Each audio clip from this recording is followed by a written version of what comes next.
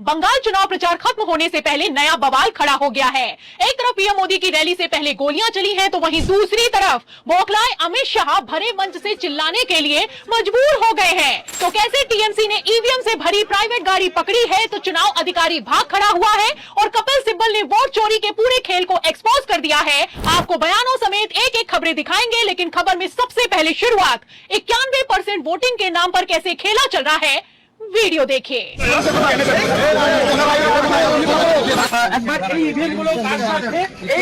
ग्रामे भोट होच्छे 90-36। तो एक तरफ प्राइवेट गाड़ी में ईवीएम इधर से उधर की जा रही है, वहीं दूसरी तरफ ममता बनर्जी चुनाव आयोग पर आग बबूला है, चुनाव आयोग से सवाल कर रही है। चुनाव आयोग है कि किसी तरह का कोई जवाब देने के लिए तैयार नहीं है। फिलहाल ज्ञानेश कुमार तो छोड़िए, जो प्राइवेट गाड़ी में पीठासीन अधिकारी तैनात है, चुनाव अधिकारी तैनात है, वो तक किसी तरह का कोई जवाब नहीं दे पा रहा है, कोई वेरिफिकेशन लेटर नहीं दिखा पा रहा है। ईवीएम प्राइवेट गाड़ी में किधर जा रही है, ये तक नहीं बता पा रहा है। इससे आप समझ सकते हैं कि आखिर 91% वोटिंग के नाम पर बंगाल के चुनावों में खेला कितने चरम पर चल रहा है। एक तरफ वीडियो सोशल मीडिया पर वायरल है, वहीं दूसरी तरफ टीएमसी ने इस वीडियो को शेयर करते हुए चुनाव आयोग की धज्जियां उड़ाकर रख दी है। टीएमसी का कहना है कि एक बार फिर से भारतीय जनता पार्टी ने ईवीएम के जरिए और चुनाव आयोग के जरिए अपना पुराना खेल शुरू कर दिया है। मतलब पहले तो ये लोग बिजली काटकर ईवीएम को इधर से उधर करते थे, लेकिन अब तो दिन दहाड़े ईवीएम चोरी की जा रही है। आपको बता दें, टीएमसी ने क्लियर कट कह दिया है कि जो प्रिसाइडिंग ऑफिसर गाड़ी में मौजूद है, वो तक किसी तरह का कोई कंफर्मेशन नहीं दे पा रहा है। और तो और बवाल तो इस बात को लेकर खड़ा हो गया है कि एक तरफ अधिकारी बोल नहीं रहा है, चुनाव अधिकारी जवाब नहीं दे रहा है, वहीं दूसरी तरफ चुनाव आयोग इस बार जो खेला चल रहा है उसको सिर्फ देख नहीं रहा है, बल्कि भारतीय जनता पार्टी की बढ़ चढ़कर मदद कर रहा है। तो टीएमसी ने कई दावों के साथ वीडियो को शेयर किया है और ये वीडियो अपने आप में ये साफ करता हुआ नजर आ रहा है कि कैसे ममता बनर्जी को हराने और बंगाल को जीतने के लिए गृह मंत्री अमित शाह ने पूरे भारत का सिस्टम बंगाल पर केंद्रित कर दिया है। आपको बता दें कि इस बार बंगाल के चुनावों में जो चल रहा है वो इतिहास में पहले कभी नहीं हुआ है। ऐसा पहली बार हो रहा है कि 27 लाख से ज्यादा जो अपील लगाई गई है, अर्जियां लगाई गई है, वो पेंडिंग पड़ी है, लेकिन फिर भी वोटिंग शुरू हो चुकी है। 23 अप्रैल को मैं आपको बता दूं कि 27 लाख लोगों ने कहा कि हम तो अभी जिंदा हैं, हमें वोट करने का अधिकार मिलना चाहिए। इन अपीलों में से लगभग 99% से ज्यादा अपीलें अभी भी पेंडिंग हैं, लेकिन फिर भी वोटिंग हो चुकी है पहले चरण की। आपको बता दें कि मतदाता सूची में केवल 27 लाख लोगों में से 136 लोगों को शामिल किया गया है।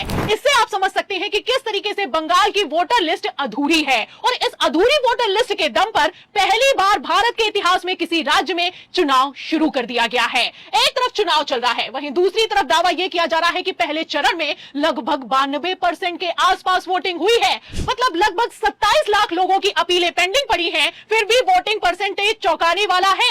कभी भी भारत के किसी भी राज्य में इतना तगड़ा वोटिंग परसेंटेज कभी नहीं देखा गया। फिलहाल ये वोटिंग परसेंटेज कहां से निकलकर सामने आया है और भारतीय जनता पार्टी ने बंगाल में कितना बड़ा खेला किया है, इसको लेकर वरिष्ठ वकील कपिल सिब्बल ने लाइव आकर बड़ा खुलासा किया है। गुजरात से जा रहे हैं लोग, सूरत से 5000 लोग, और ये स्टेट मशीनरी है ना। अगर रेलवे विभाग भाजपा के लोगों को स्पेशल ट्रेन में भेज रहा है तो अपने आप में violation of code of conduct है, लेकिन कौन सुनेगा? इलेक्शन कमीशन तो इनका वैसे ही चुनाव लड़ रही है, तो इलेक्शन कमीशन तो सुनेगा नहीं और कोर्ट में कोई जा नहीं सकता। तो सुना आपने, कपिल सिब्बल का कहना है कि बंगाल चुनावों में जैसा खेला चल रहा है, इसको लेकर उन्होंने खुद चुनाव आयोग से शिकायत की, लेकिन किसी तरह का कोई एक्शन नहीं हुआ। मतलब गुजरात से लोगों को भर भर कर बंगाल में वोटिंग करने के लिए लाया जा रहा है, ये सरकारी मशीनरी का इस्तेमाल है, खुले तौर पर कोड ऑफ कंडक्ट का उल्लंघन है। लेकिन फिर भी चुनाव आयोग निठल्ला होकर चुपचाप बैठा है और किसी तरह का कोई एक्शन लेने के लिए तैयार नहीं है। कपिल सिब्बल का कहना है कि बंगाल चुनावों को देखकर तो ऐसा लगता है कि मानो कि यहाँ पर अघोषित आपातकाल घोषित कर दिया गया है और बंगाल की मुख्यमंत्री ममता बनर्जी यानी कि एक अकेली महिला को हराने के लिए भारतीय जनता पार्टी ने अपना पूरा तंत्र लगा दिया है। आप अच्छे से जानते हैं कि बंगाल में जो हो रहा है वो आज के पहले कभी नहीं हुआ। तस्वीरें आप देख सकते हैं कि 500 कंपनियां, मतलब कि केंद्र अर्धसैनिक बल की 500 कंपनियां तैनात की गई हैं, ऐसे गश्त कर रही हैं सड़कों पर कि ऐसा लग रहा है कि मानो अमेरिका और ईरान का युद्ध यहीं पर चल रहा है।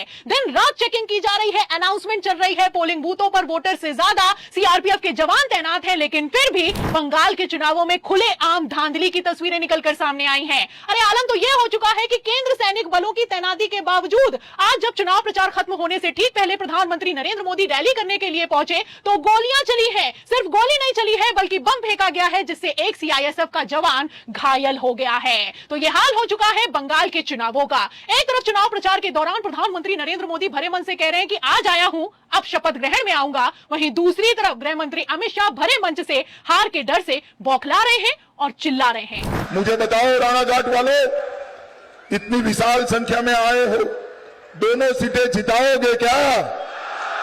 जोर से बोलो, जिताओगे? भाई देखो, मुझे बेवकूफ मत बनाओ।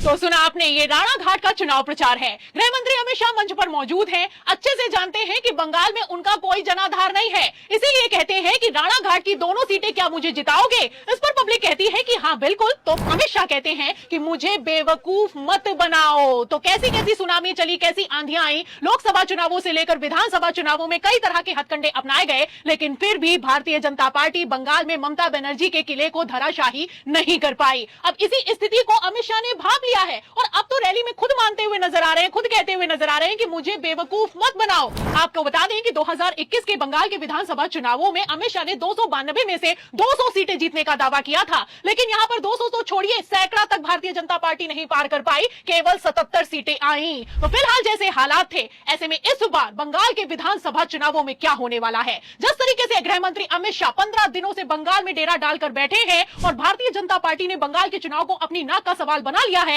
ऐसे हालातों में क्या पूरा सिस्टम लगाकर भी ममता बनर्जी को भारतीय जनता पार्टी हरा पाएगी?